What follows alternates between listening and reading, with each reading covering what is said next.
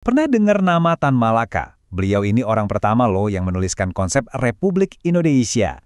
Tapi ironisnya, sosok yang dijuluki Babak Republik ini justru lebih banyak hidup dalam pelarian dan nasibnya berakhir tragis.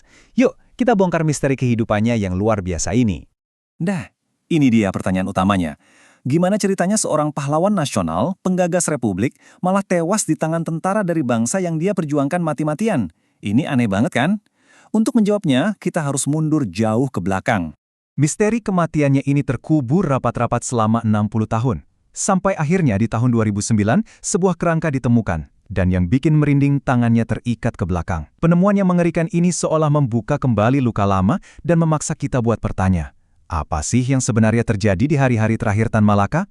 Oke, semua ini berawal di Minangkabau. Mari kita telusuri perjalanan seorang anak bangsawan bernama Sutan Ibrahim yang nantinya bertransformasi jadi Tan Malaka, seorang revolusioner yang namanya sampai mengguncang panggung dunia.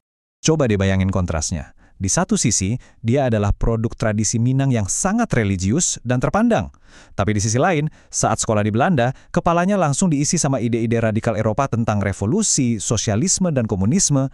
Nah, perpaduan dua dunia yang sangat bertolak belakang inilah yang akhirnya menempa jiwa pemberontaknya. Jadi, di Belanda inilah dia seakan-akan menemukan kacamata baru buat melihat dunia. Tulisan-tulisan Marx dan Lenin ngasih dia jawaban kenapa bangsanya tertindas. Dia jadi sadar kalau kolonialisme itu bukan takdir, tapi sebuah sistem jahat yang bisa dan harus dilawan. Inilah yang jadi api perjuangannya.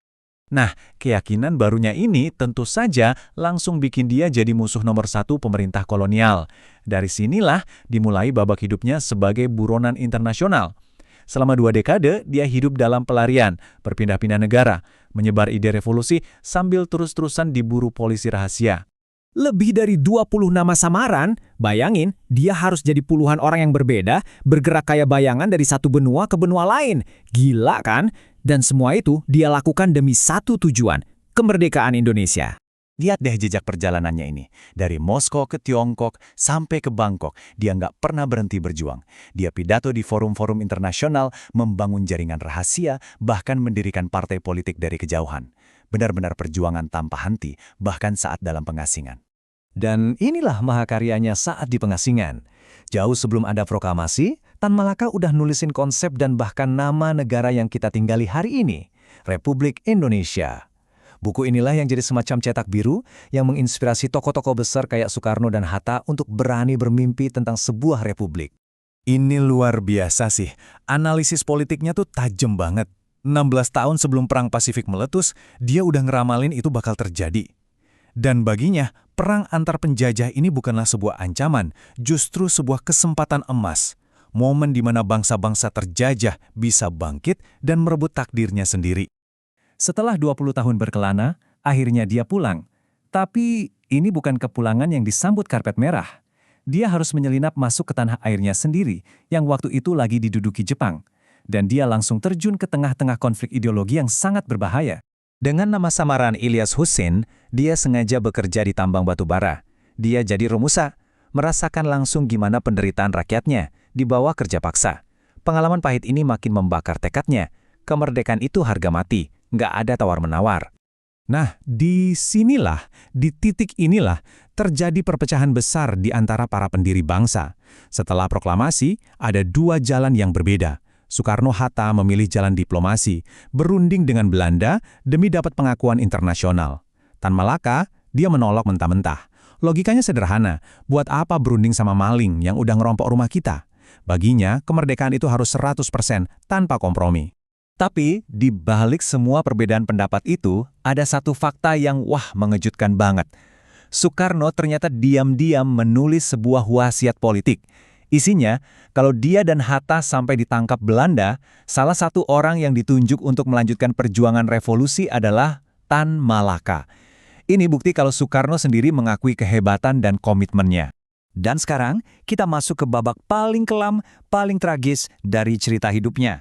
Bagaimana seorang pejuang yang mendedikasikan seluruh hidupnya untuk Indonesia justru harus menemui ajal di tangan saudara sebangsanya sendiri. Tragedi ini tuh nggak terjadi begitu saja. Ada tahapannya. Pertama, karena menolak diplomasi, dia dicap sebagai radikal berbahaya. Terus, dia ditangkap dan dipenjara lebih dari 2 tahun tanpa pengadilan. Setelah bebas dan ikut bergerilya melawan Belanda, dia malah diburu oleh faksi tentara dari republik yang dia impikan.